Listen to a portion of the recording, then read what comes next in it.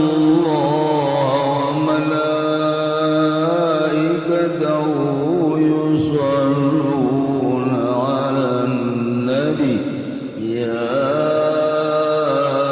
ayyuhalladzina amanu sallu 'alaihi wa sallimu taslima. Zarahlah mimiti ka Ashabul Kahfi nu jelas aya dina Al-Qur'anul Karim surat Kahfi 7-8 jeung anjing saha jelema anu hafal kana ngaran-ngaranna bakal dijaga ku Gusti Allah di dunia jeung di jero kubur.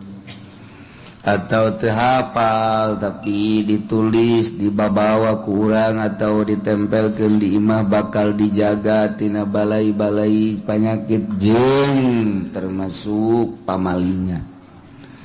Komo lamun urang datang ka makomna haju ziarah lantaran nyana mah teu maot ningalikeun ka urang.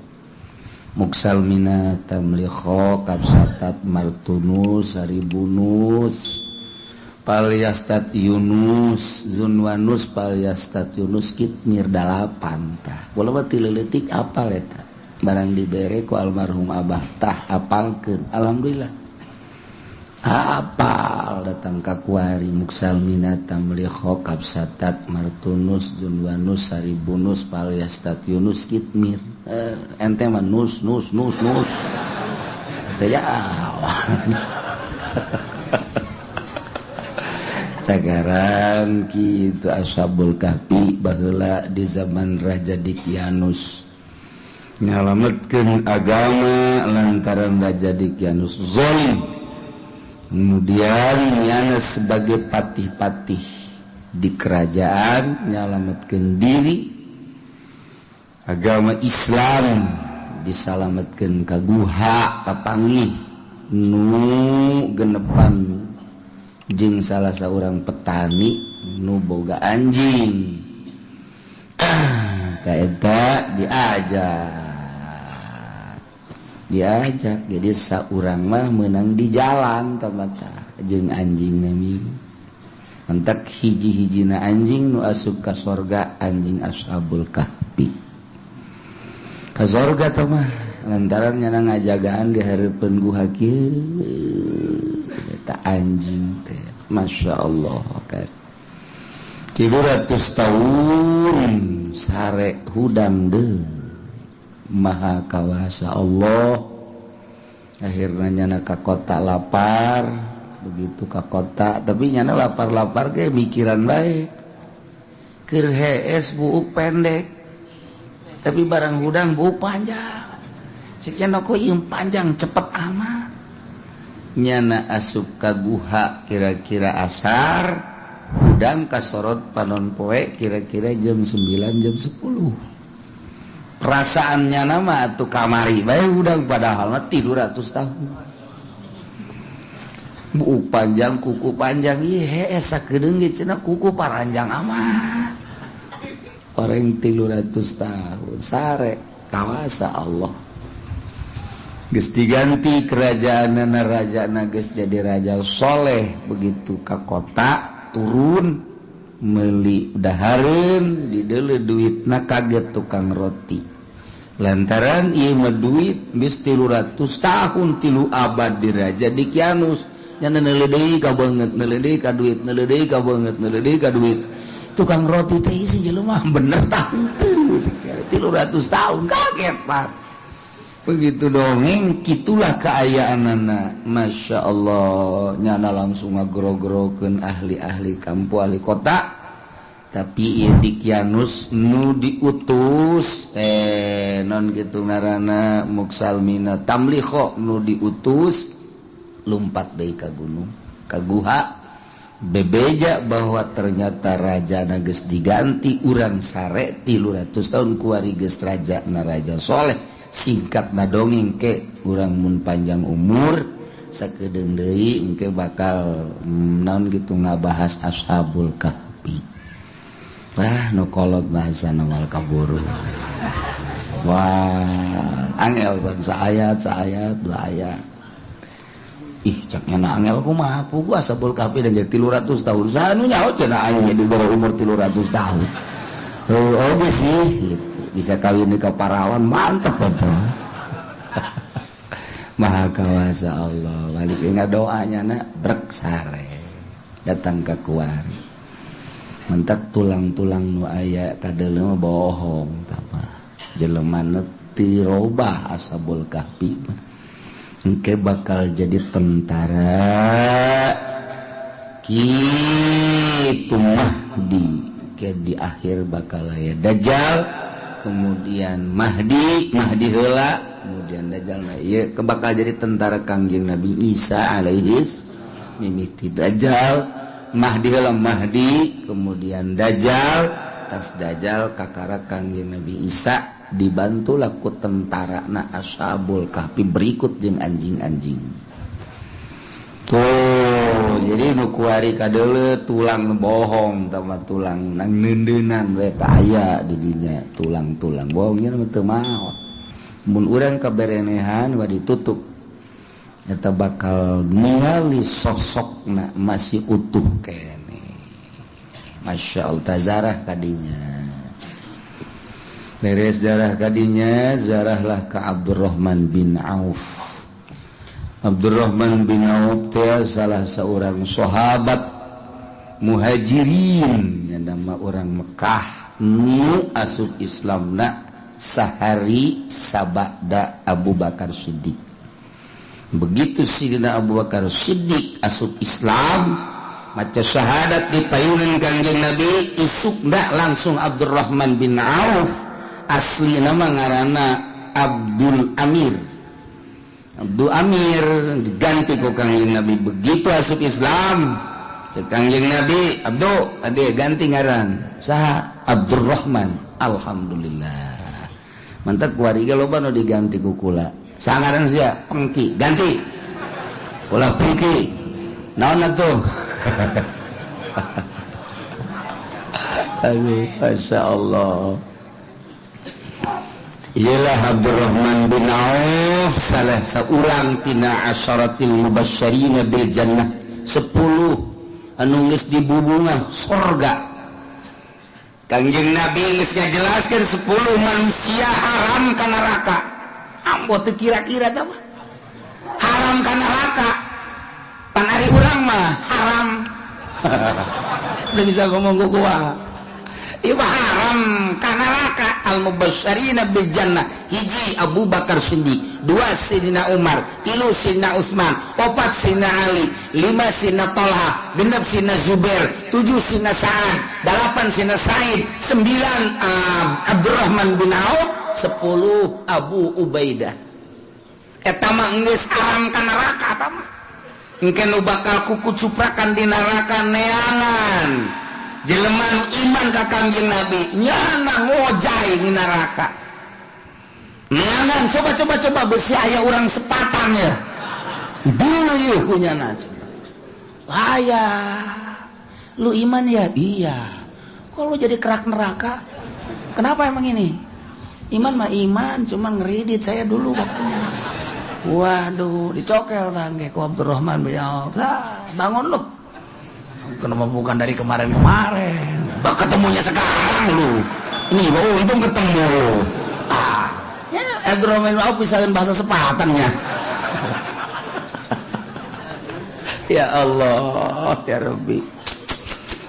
Tazarah kula ka Abdurrahman bin Auf. Dongeng sekilas supaya nyaho bae ieu mah abeh cinta maksudna. Abdurrahman bin Auf asup Islam setelah Abu Bakar 1 hari. Begitu asup Islam, nyana hijrah.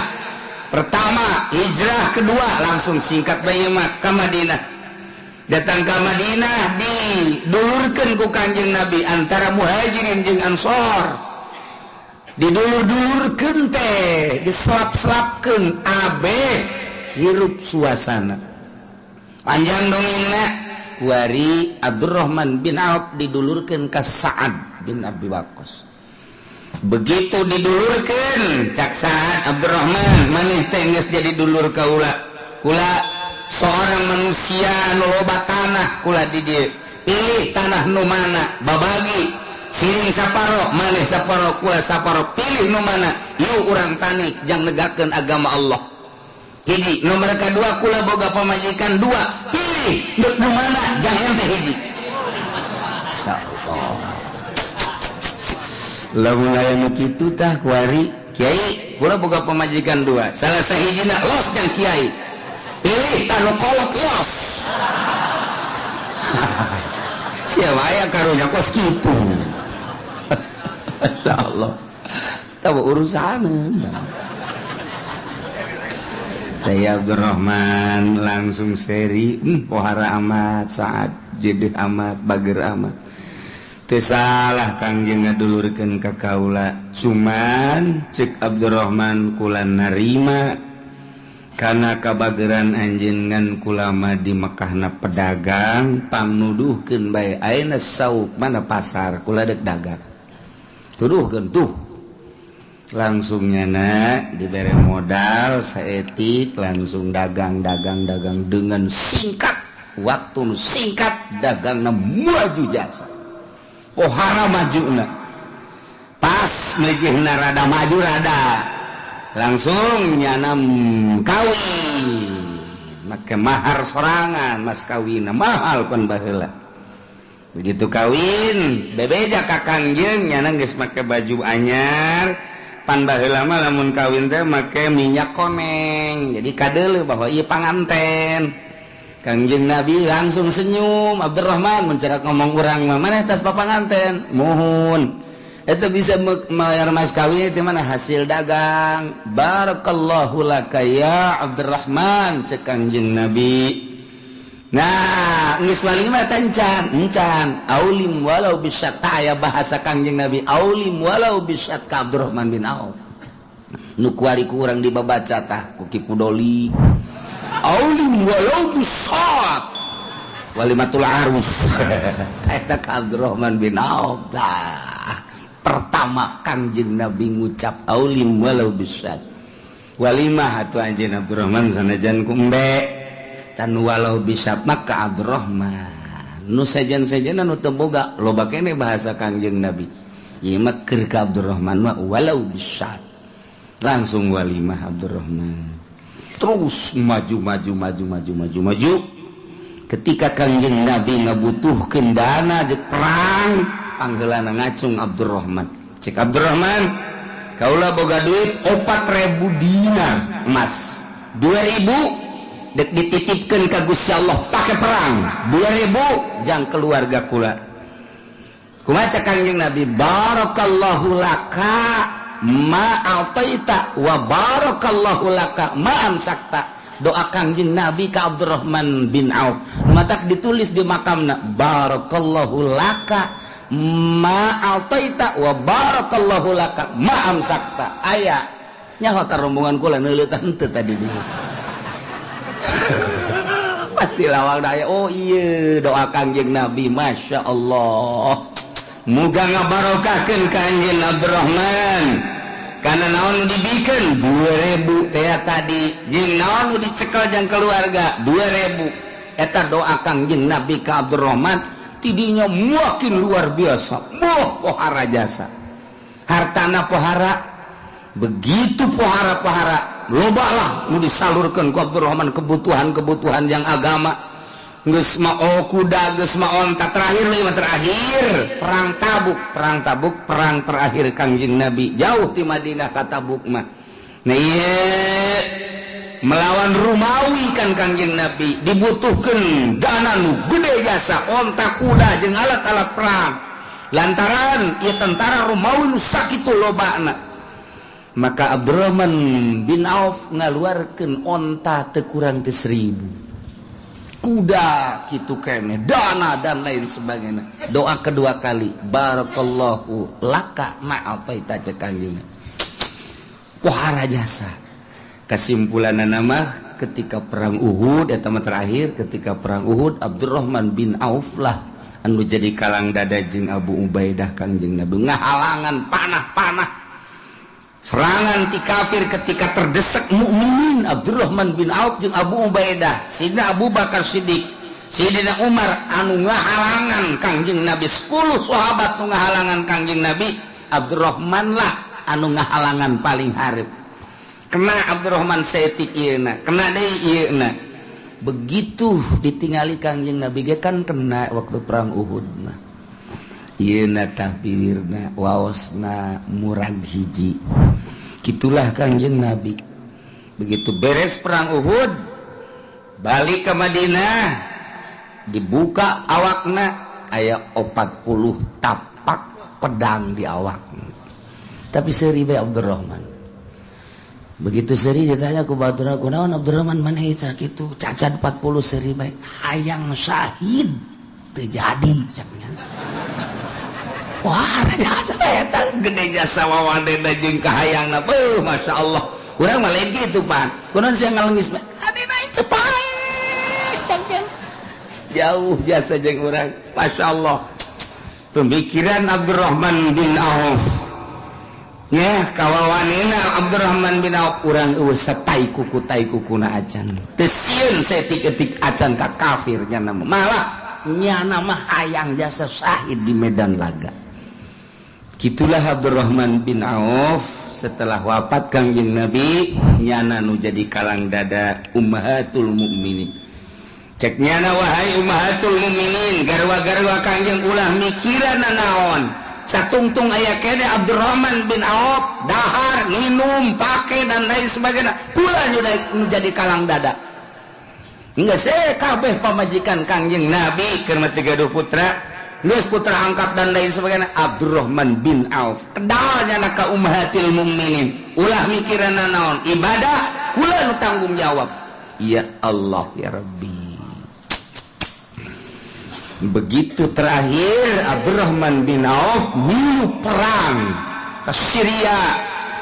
Di Syria langsung milu perang. Beres di perang nama di Syria ngan balik dakwah ke Yordania. Yordania langsung kena penyakit taun didinya. Nyana senyum bae sebab cak Kangjeng Nabi jelema anu kena penyakit taun ieu bimanzilati syuhada syahid. Mantap urang mun aya penyakit taun di hiji negara haram kaluar ti dinya. Mun aya urang asup ka dinya ge ulah nyana keur aya di dinya nu mantap syahid keneh bae.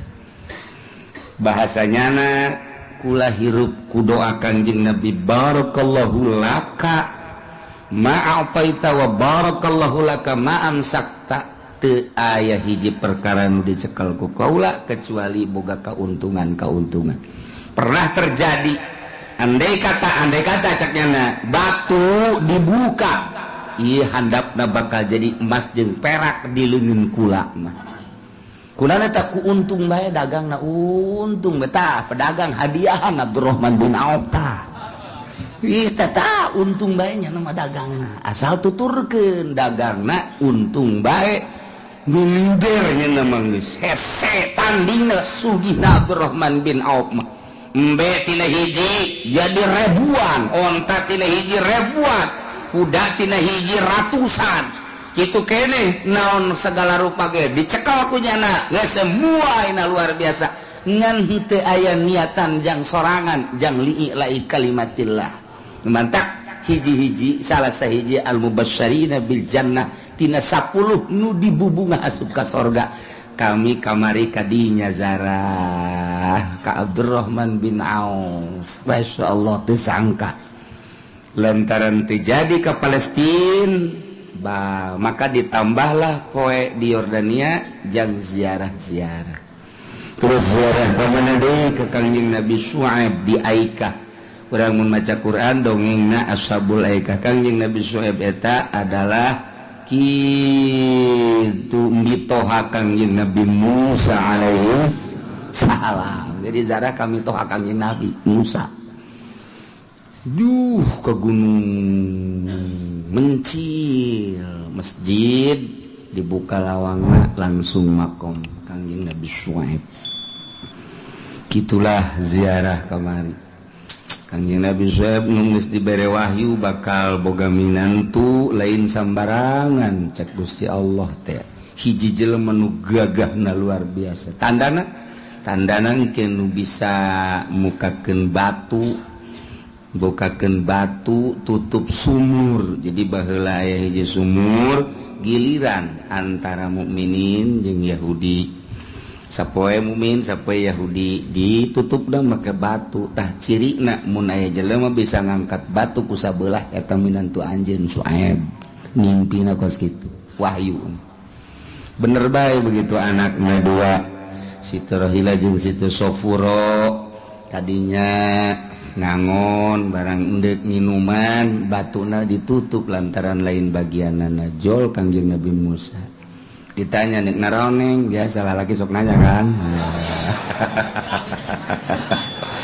iya cek ya teh ieu nek minuman embe anak saha ye abi anak Syuaib oh apalin Kangjeng Nabi Musa tapi ulah deuleu ka kula cek Kangjeng Nabi Musa ya malieun dicokel doang kul saleungeun dong buat tuh sakitu gedena kira-kira segede kebo lah dikitukeun dong kok Kangjeng Nabi Musa bere cai min guguran we balik abah aya naon neng aya jelema kasep jasa aju gagah jasa kumaha gagahana batu gede tutup sumur ngan dikitukeun doang punyana jeneng gegeran tidak kadilos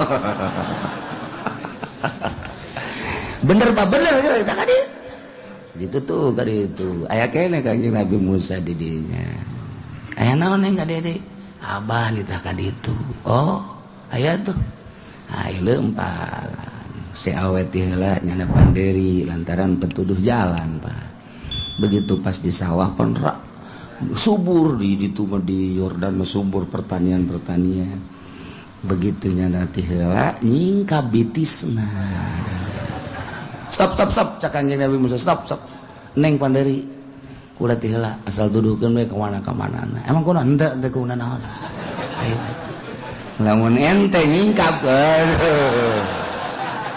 atuh geus cek nya teh kaluhur gitu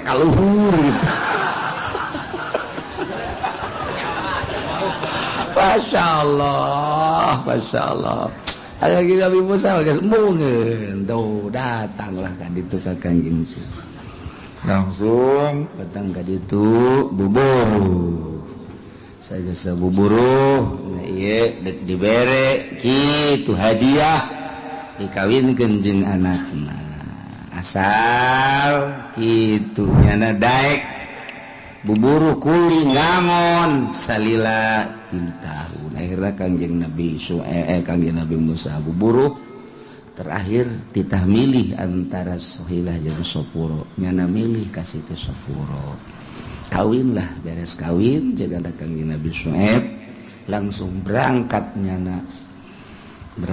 menuju Mesir tah eta di perjalanan itu jalanan lewat kadinya ka mana ngaranna gitu ka Sinai ti nu pertama di perjalanan haus begitu haus memeh aya sinar eta haus begitu haus langsung nyintrek batu tek muncar cai nginum nyanda di dinya tah uyun Musa nu pertama eta kami datang kadinya nginum segala luar biasa ya etalah perjalanan ziarah kamari langsung ke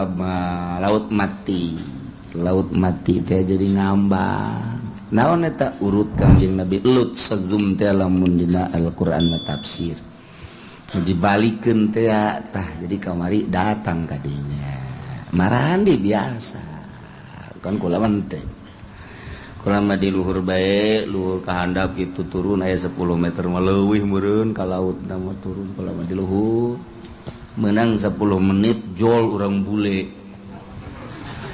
aya 2 bus bameureunnan darata haju bubuka nya dulu ber ka handap rombongan ti dieu keur mandi jol bule teu make kutang teu make calana atuh ambay-ambayan di dinya titah sajem jadi 3 jam aja dia teh zara campur-campur tungtung teu bareres sugan dikulan igerokeun kitu kadenge woi ieu waktu geus teu kadenge ku sebabnya keur emprak-emprakan jeung kuntul putih ya Allah ya Rabbi aduh sekolah jadi kos hiji pagawean ieu tapi kebal supir geus kikian we supir teh jeung gaida orang Yordan teh cek nya jam cenah sajam ya geus 2 jam cek nya 2 jam digerokeun bangun teu gadenge keneh bae 3 jam tungtung barang ditanya iya angel amat atuh teu gadenge cek nya emang kunaon atuh eta gak hiji ya Allah ya Rabbi horeng kos kitu teh laut mati teh cuman dina tafsir dijelaskeun eta krikilna uyahna obat tina segala penyakit obat tina segala penyakit geus ditajriban mentak baheula mah kungsi ditutup ku pemerintah teu meunang mawa uyahna mawa krikilna kabelah dieuna mah dibebaskeun alhamdulillah geus ditajribah mun nyeri huntu langsung cayan kekemukeun teu tereh sadar beneran lain ngalaga nu nyeri cangkeng usap-usap kitu teh cai panas usap-usap cager mun teu cager peupuhan gitu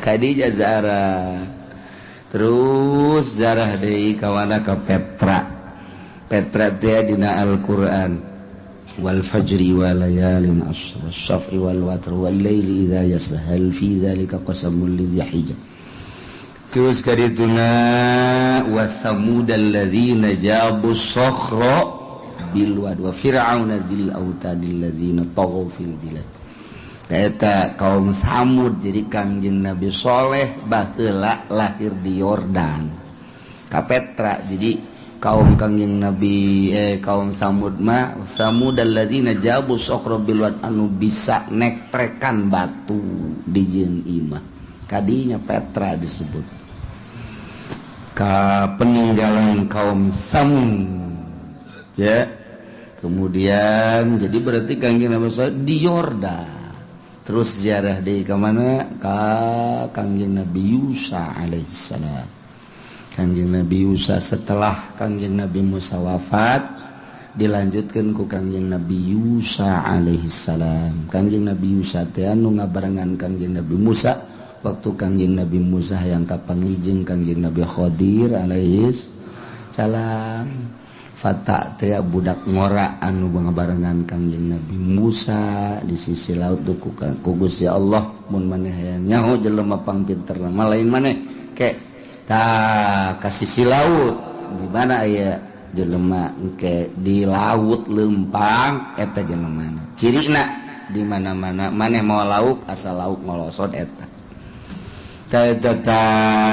langsung eta Yusa ke dina Ashabul Kahf dina surat Kahfi bakal didongengkeun nya kitu Kangjeng Nabi Yusa anu beres Kangjeng Nabi Musa terus Kangjeng Nabi Yusa ketika perang Kangjeng Nabi Yusa perang ku dahsyat-dahsyatna akhirna ka magriban hampir kira-kira bangsa 10 menit deui antak Kangjeng Nabi Yusa ngadoa ya Allah ya Rabbi ieu lamun datang ka magriban berarti perang dieureunnan sedengkeun can selesai Gusti abdi diparentah ku Gusti perang diparentah ku Gusti jabata poe ge eta ge leumpang nang Gusti wayahna bae tahan sakedeung Gusti ditahan eta ditahan panon poe ku Gusti Allah perang terus menang geus beres menang sok geura leumpang deui ka ditu panon poe cak Kangjeng Nabi urang man zakatu syamsu illa liusa henteu katahan panon poe kecuali ku Kangjeng Nabi Yusa jadinya nama bisa nahan panon poe abdi dititah ku Gusti panon poe nang Gusti ngaleumpangkeun tahan habak atuh teu kira-kira Masya Allah Karim dongeng dah kadazarah lah kadinya. Terus terakhir zarah kakak Ubaidah, Abu Ubaidah ialah minal asyaratil mubasysyirina bil jannah, tina salah sahiji 10 anu haram ka neraka nu dibubungah ku surga adalah Abu Ubaidah.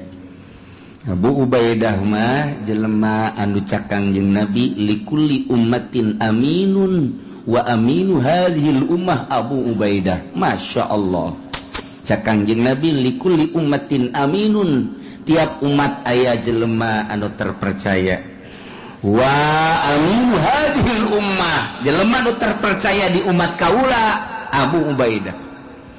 Mendak ketika aya jelema minta fatwa ka Kangjeng Nabi, ya Rasulullah, aya naon?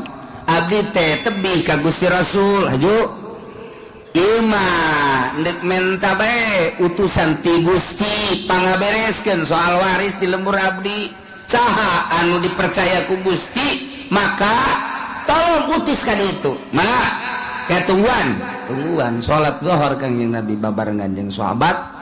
Salat zuhur culak cileuk Kangjeng Nabi cek si dina Umar, hayang teuing kaula nu kapilih kula geus luluhuran we huluki abeh kadeuleu ku Kangjeng Nabi abeh kadeuleu dileret deui jatuh digerokeun cek si dina Umar epat aya Abu Ubaidah ditunggu. Abu Ubaidah tah ka dieu tuh maneh dipercaya jangan bagi soal waris tuh tah jeung si ieu ka ditu mentek kapercaya nu pertama di dinya. Balik ti ditu Sidina Umar langsung nangkep ka Abu Ubaidah. Aya naon sa Abu Ubaidah? Maneh ieu jelema lain lalagaan kapercaya ku Kangjeng Rasul. Sugan teh kula nu diutus cek Sidina Umar. Kula geus gigieuan bae. Tapi teu diutus. Tah jadi sono nya teh ku diutus ku Kangjeng Nabi teh lain asun. Sono hebat jasa maneh. Eta lah kepercayaan nu pertama. Kepercayaan nu kadua manehanana dititah nyekelan amanah ti Kangjeng Nabi, teu pernah diopen-open. Katilu njitah nyekelan bendera. Kaopat loba-loba deui lah nu mantak likulli ummatin aminun wa aminu hadhil ummah Abu Ubaidah. Perang nyana bareng jeung saha jeung Abdurrahman bin Auf ka Syria. Begitu perang langsung pulang sarua bareng tah ka Yordan. Dakwah maksudna ngon jauh. Abu Ubaidah mah tidinya 200 kilo kene. Jalan gunung satapak sieun 3 kali lipat puncak luhurna. Kami naik mobil bus neuleuh ka handap sakumaha ti udara ka handap. Ti kapal neuleuh ti kapal ka handap teh kos kitu. Ieu ge kitu keneh. Oh nu ngaromong beusi ngaguling. Oh nu ngomong nu seuri naon. Sekarang ieu biasa ngaguling teh moal ieu ngaguling teh moal. Salamet oge. Datanglah ke handap, protes kabeh ka supir, aya eueuh jalan lain. Embung jalan dinya deui. Cak supir atuh moal jalan dinya ieu, emang kunaon? Tadi ge salah ieu kami. Sial, orang salah jalan tanyakeun ge ka kabehan. Salah jalan orang teh mah. Atuh kami diajak kapruk-kaprukan. Oh, ditonton ku budak leutik segala orang lembur nanaonan ka dieu cek teh. Ieu mah tilok ka jalanan ku beus cek urang dinya mun ngomong urang nama. Ieu jalan ka dieu mah bener buntu ka ditu. Nah, ngan nya teu ngomong bae parkir. Barang kami nanya ulah jalan dinya moal cek nya aing ge moal deui cek nya. Parengan nyasab. Haji Pudoli teu mandi masalahna mah eta. Jeung Haji Pendi blon lah. Jadi nyasab, jadi di situ ya nyasab segala. Hilalakon pohara ieu aya nyasaban segala ka gunung-gunung. Barang balik mah tuh jalan biasa tuh henteu. Masya Allah. Eta mah hakikat nama titahnya hobe ku Gusti Allah, tah deuleu ku sia. Negara Yordan anu sakitu suburna. Satungtung deuleu ngeplak hejo. Masya Allah kol. Wahara wortel, kangkung, segala naon gitu ngaranna teh ada anu rada bau teh naon ngaranna kucai. Percis kos diraok hidang begitu. Wah. Ngan teu kadeuleu tungtung bae eta mah. Di modalan tah mah make beusi segala make beusi di modalan. lain lalagaan dan mantak inget ka Kangjeng Nabi Khidir teh kadaharanana saladri ngan saladrina nu lain di tanah milik manusia saladri nu jajadian tanah nu eueuh nu boga datang ka kuari Kangjeng Nabi Khidir marsepna ngadaharna eta saladri subur jasa orang dia tiris kubur. Masya Allah sisieun makom Kangjeng Nabi Musa aya sumur tekanya hoan iraha ayana wallahu alam sabaraha ratus tahun wallahu alam sabaraha ribu tahun ngan kanyahoan ku di ditu nama ratus-ratus tahun ngan geus kanyahoan teh berarti kan belah di ditu nama iraha mungkin saumur jeung Kangjeng Nabi Musa mukjizatna boa etalah ayat caina tiis herang ambalayah pohara jasa ngarinum didinya wudu dan lain sebagainya bahkan sholat gitulah keayaan di Yordan berangkatlah ke Mesir langsung naik mobil jadi naik mobil 2 peting tapi bunga baik bunga gitu emang kos gitu keayaan ada kumaha teu bisa protes atuh naik mobil langsung horenganan eta teh urang ka Aqaba kemudian atuh ka Suez anu geus terkenal dina majalah kulantaran urang mah teu nyaho lebah di mana horeng eta kalempangan kanon kitu ngaranna kasoran datanglah ngalewati ketih nu aya dina Al-Qur'an waditi urut Kangjeng Nabi Musa dipegat ku Jababiroh teh didinya eta lewat kadinya terus ke Gunung Sine horeng Gunung Sine teh watini waturi sinina wa hadzal baladin amin horeng eta mah Yordan Palestina Mesir Gunung Tursina mah panjang 3 negara bukit anu ditaekan ku Kangjeng Nabi Musa na aya lantaran peuting teu bisa eureun sebab masih keneh loba kabahayaan begal-begal cek pemanduna maka hanya dituduhkeun doang lewatlah terus gitu datanglah ke perbatasan ya naik kapal peri segala naik kapal peri nyebrang datanglah ke pelabuhan Mesir naik mobil deui langsung ke hotel tidinya isuk nazarah ka Imam Syafi'i Masya Allah asa ngimpi bisa zarah ka Imam Syafi'i tidinya langsung zarah ka kitu Zakaria Al-Ansor murid Imam Syafi'i Imam Zakaria Al-Ansor nu ku urang dibaca kitab da ieu karangan Imam Zakaria Al-Ansor tah kamari zarah ka ditu nyana anu hayang wasiat mun kula maot hayang dihijikeun jeung guru kula dikubur jeung Imam Syafi'i akhirnya ngimpi ka pangijing Imam Syafi'i cek Imam Syafi'i mun maneh hayang ngahijieun kula tah dituduhkeun ku Imam Syafi'i deket jadi kuburanna tidinya zarah deui ka mada Syekh Athaillah nu ngaran Hikam panjang mun urang nyaritakeun Syekh Athaillah mah sebab Syekh Athaillah mah urang Skandaria Mesir tidinya teh kira-kira 2 jam itu boga guru ngaranna Syekh Mursi anu jana geus pinter ngaji sanggeus pinter cek Syekh Athaillah can ngeunaheun salat sedengkeun Kangjeng Nabi mah nyaritakeun salat teh ngeunaheun ilmu tauhid geus aya ilmu alat geus aya ilmu fikih geus aya di diri kula tapi can ngeunaheun ibadah ka Gusti Allah berarti ilmu naon ieu kos kieu cakeun tauhid geus diaji fikih geus diaji alat geus diaji tapi salat mah hoi ingetna ka mobil bae ingetna ka jabatan bae sagala rupa tah inget ka ilmu teu bisa dipercaya kos kieu mah ieu tah beres ilmu cek sato baheula memeh boga guru batin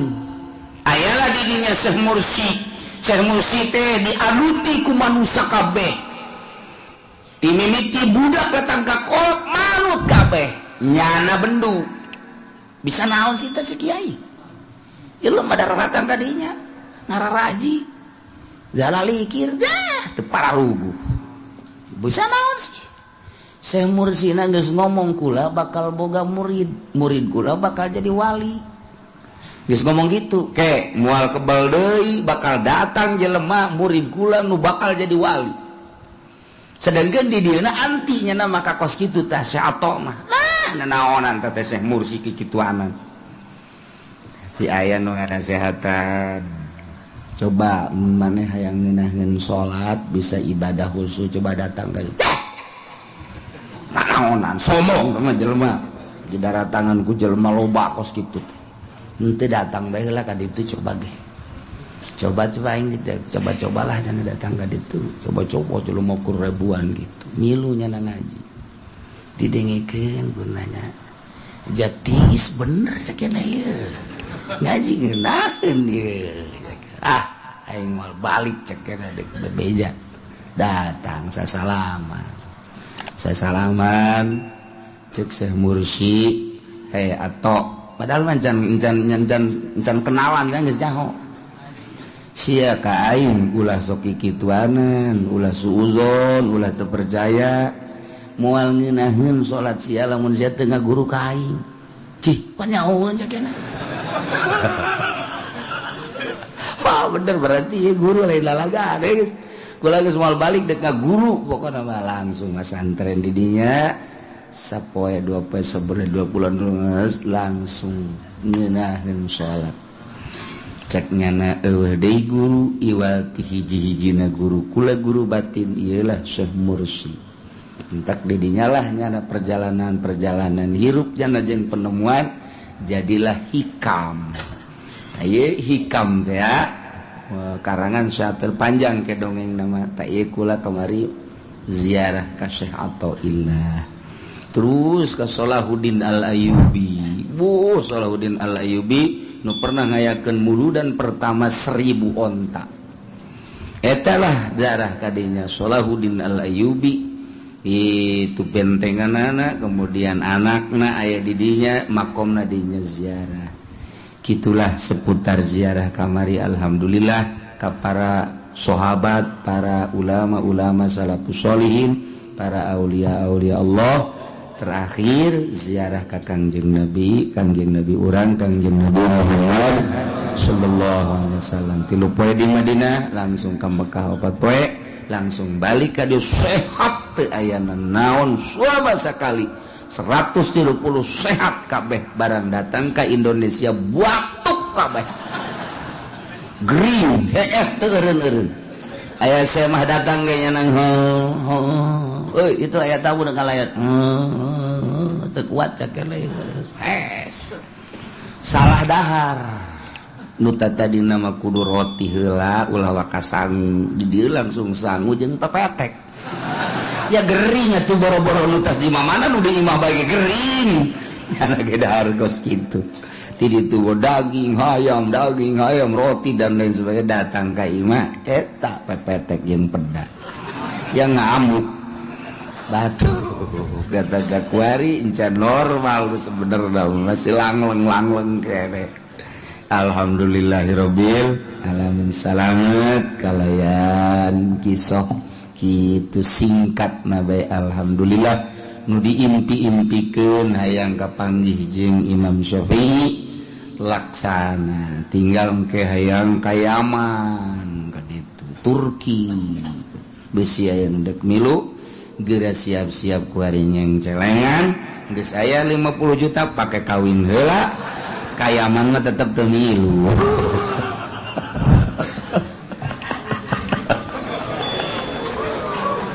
Masya Allah.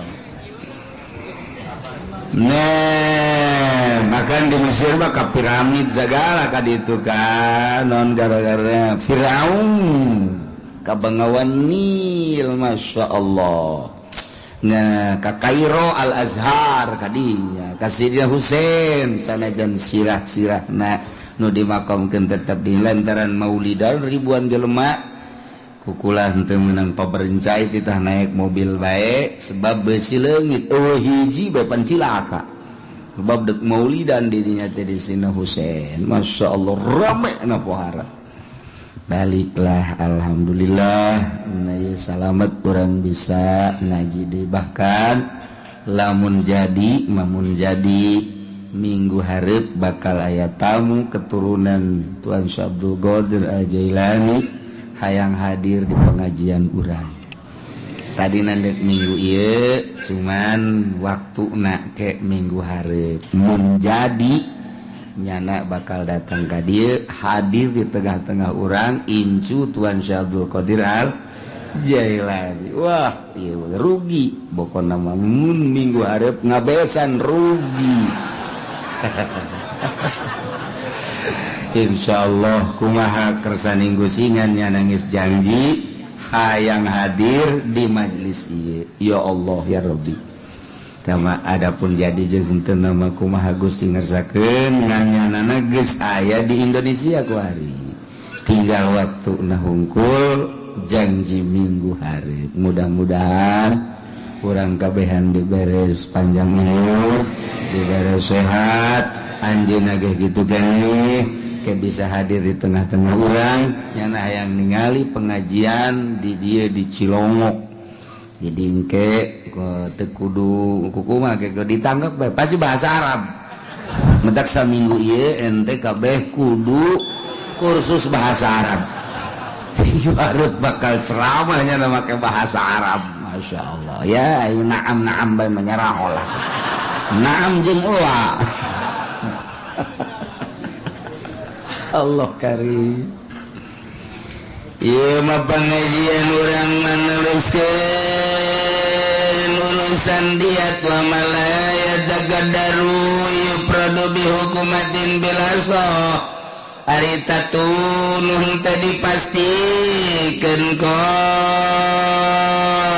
tatu damiah tatu nu sakadar keluar getih doang teh eta mah teh aya kapastian yufradu pencilkeun bihukumatin kalawan hukumanana toroganana fil asohi sakadar sabaraha sih karugianana urusan tatu kos kitu. Mun ka dokter sabaraha duit jadi teu aya kepastian. Binasirokiki binatuhu ajib dina urusan jinayat terhadap awak kaula yang nabi betamaki matuhu regala sabaraha duit eueuh mah urusan di urang mah eueuh urusan roki amak eueuh igoiriha dina lain awak roki eta mah wajib mana kosomin kimatin kitu-kitu naon gara-garana tatuan ngurangan tina rega sabaraha duit eta teh ku ayana tatu kurang bayar sakitu andai kata leungeunna doang di tatuanna ieu mun dedeg pangadegna utuh bisa 10 juta lantaran abid mah kos hewan bisa dijual belikeun. Geus lamun jual beli kumaha mulus lintuh jeung teu mulus teu lintuhna gagah jeung teu gagahna percis oko sapi bae madak lamun ieu cacat dina leungeunna berarti aya kekurangan harga kurang eta lah nu kudu dibayar ilam ya taqaddar fil huri lamun teu aya kepastian dina jelema merdeka modern damiah tadi wa illa yataqaddar mun ande kata aya kepastian atuh panisbatuhu min qimatihi ngabangsakeunana tatu teh tina hargana biqaulin mana koso dina ucapan dina kaos wiji mana koso tatu nu kurangna sabaraha eta lah nu kudu dibayar walau kutia zakaru lamun dipotong zakarna wa unsaya jeung poler dua papil azhar kimatani cekaul azhar wa dua harga nya harga zakarna nya harga pelerna nyaritakeun peler kos embe aya ge peler embe ya atuh naon atuh kanjut tuh jahat mah gadengeuna aduh Masya Allah aya zakarna dipotong berikut jeung kanjutna nurutkeun cekaul azhar dua harga zakar sabaraha harga peler sabaraha aduh ampun di zaman DI mah loba panjenengan dipotong pelerna nu dipotong zakarna nu dipotong susuna eta ke zaman DI Kartosuwiryo mentek di Garut mah loba gitu lempang di jalan aya susu di sisi teh susu parawan diome ku budak susah aya nu belah ditu ge aya kontol zakat kapohan ngomong aing baru ampun segitulah zaman dai mah Masya Allah tadi mana kasih cekal kedua nu kurang sabaraha paila menyangkut bala saya mun teu kurang atuh wajibna naon ya Allah ya tapi ieu keur carita abi urang tuluykeun materi pangawasan urang tentang diat Zaid muka perguruan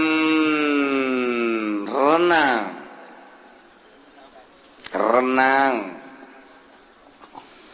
dididik ku Ki Zaid budak anu asup ka manehanana supaya bisa renang dengan gaya-gaya anu luar biasa aya gaya kodok bancet aya gaya kodok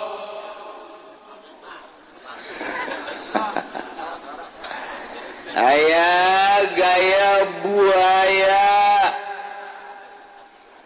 aya gaya macam-macam eta buaya gaya buaya gitu naon ngaranna aya buaya anu asma beda gayana aya nu buaya sehat beda gaya aya gaya dada engkugan ya pokoknya temu urusan perenangan lah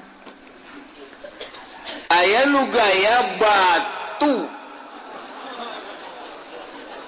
batu ragag saya langsung kalau mereka itu naik dari batu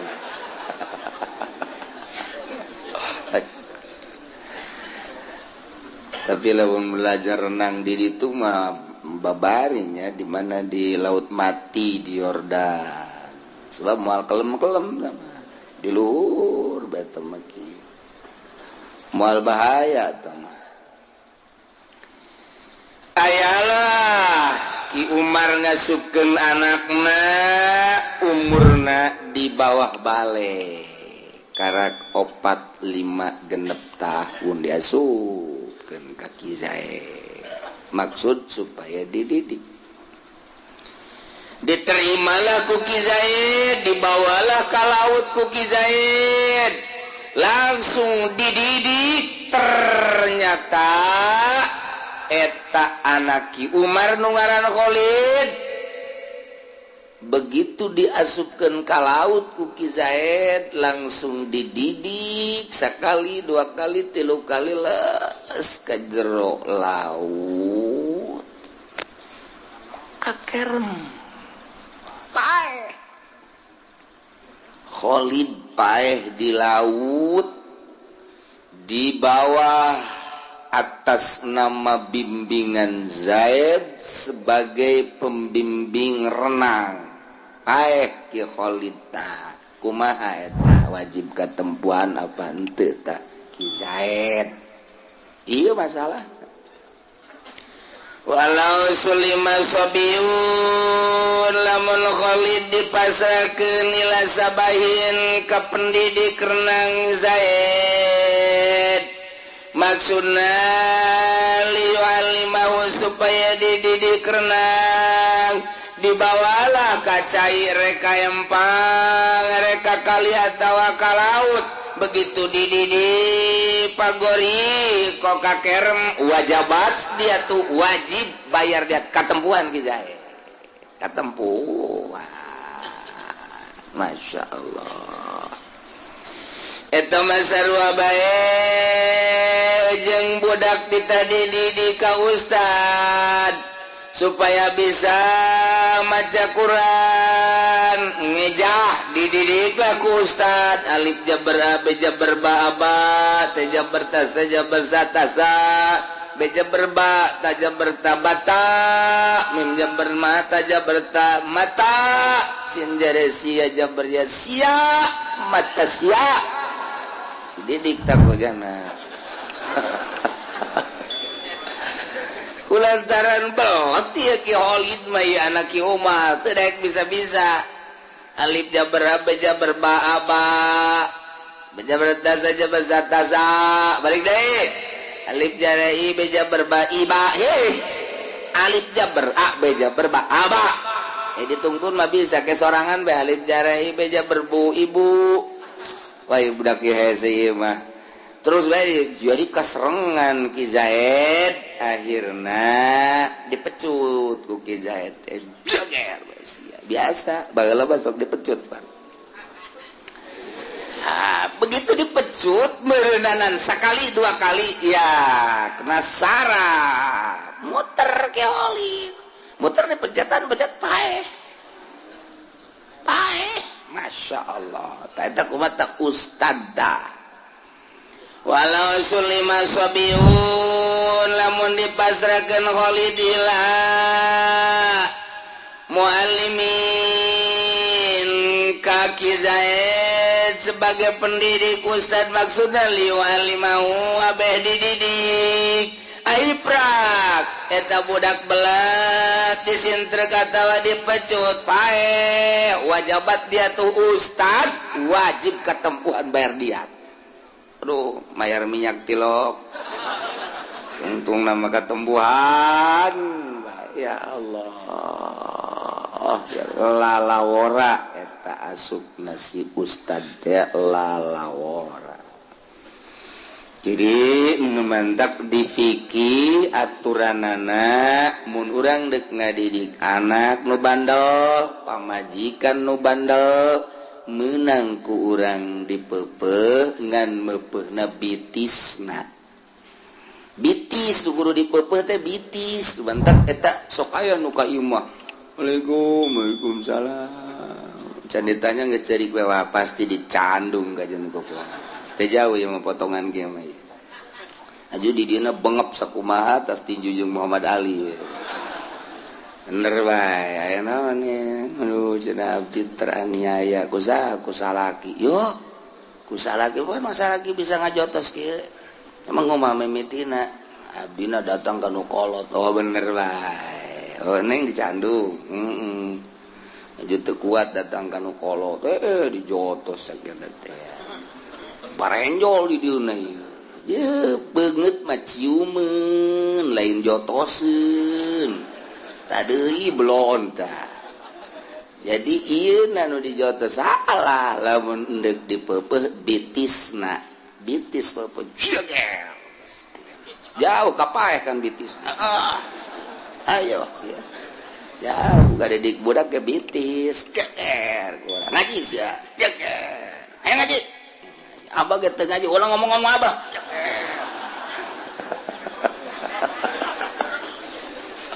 bitis ulah salian ti bitis bahaya sebab ka dieu mah bahaya aturanana kos itu jadi lamun ustad ngadidik kemudian ustad na kasrengan mantap panggede-gedena ganjaran mah magahan ngejah magahan alpiah tepati gede ganjaran magahan bangsa Fatul Muin tepati gede ganjaran nu gede mah magahan budak di dieu nukur ngaji di dieu tukur lalagaan di dieu tu ear-earan hayu sia ustad geus puyeungan ustad sakeun aing digaji teu ya puyeng aing aduh macam-macam nulu luncatan macam-macam segala kadang-kadang hulu ustad digitu-gitu aduh gitu tak aja kuat ya coba ayo kau sekarang itu tuh hebat mantap hebat pahala tetep bae ayo ngaji so kebal-kebalan ustad lagi nundutan ieu wah nundutannya gak buka pusingan mah tah ustad lamun geus bisa nundutan di tengah-tengah budak raribut eta ustad hebat lulus eta ustad moal barisan aja anak murid dan ge matak ki khairun dongeng abah lamun aya ustad keur magahan ngaji nyana mah turun ti sepeda langsung kadinya hadir sasalaman ngadoa liwat deui ka pondok pesantren aya kiai keur magahan ngaji alfiyah gitu. Turun ngadoa teh sasalaman. Aya deui kiai keur magahan kitab nu gede nu luar biasa bangsa Jamul Jawa mah bangsa nu kaditu. Eureun di jalan doang ngadoa berangkat. Beda tuh. Ai kanu ngejah mah eureun sasalaman ngadoa. Ai eta mah kanu ngaji alfiyah gitu eureun doang. Nah terus lasana ngadoa kadinya ngan teu sasalaman. Poso ngaji kitab nu gede mah nyana teu asup di dinya mah geus di jalan eureun ngadoa. Geus mantap kuari galoba nu ngaji di handapeun tangkal Ambon. Tukang uduk, tukang sate, masalah. أدم الصلاة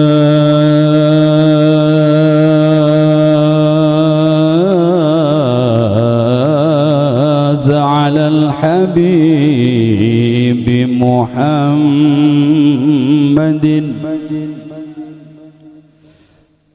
أدم الصلاة على الحبيب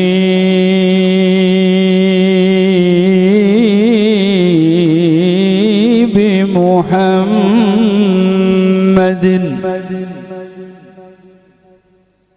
فقبولها حتما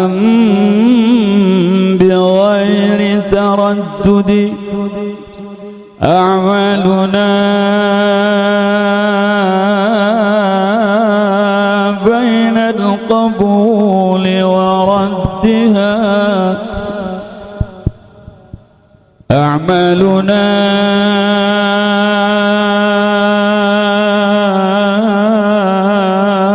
بين القبول وردها إلا الصلاة على الحبيب محمد يا رب بالمصطفى بلغ مقاصدنا واغفر لنا ما مضى يا واسع الكرم محمد سيد الكونين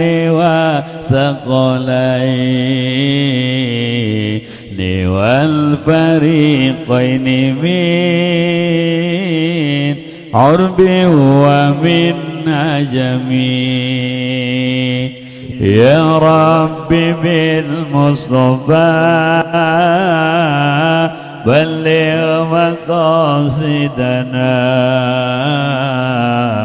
واغفر لنا ما مضى يا واسع الكرم نبينا الأمير نهي فلا أحد أبر في قولنا منه ولا نعمي يا رب بالمصطفى بلغ مقاصدنا واغفر لنا ما مضى يا واسع الكرم هو الحبيب الذي ترجى شفاعته لكل هول من الأهوال مقتحم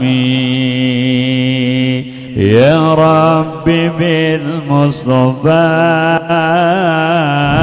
بلغ مقاصدنا واغفر لنا ما مضى يا واسع الكرم مولاي صل وسلم وسلم دائما أبدا على حبيبك خير الخلق كلهم يا رب بالمصطفى بلغ مقاصدنا واغفر لنا ما مضى يا واسع الكرم محمد سيد الكونين والثقلين والفريقين من عرب ومن عجم يا رب بالمصطفى بلغ مقاصدنا واغفر لنا ما مضى يا واسع الكرم نبينا الأمير نهي فلا أحد أبر في قولنا منه ولا نعمي يا رب بالمصطفى بلغ مقاصدنا واغفر لنا ما مضى يا واسع الكرم هو الحبيب الذي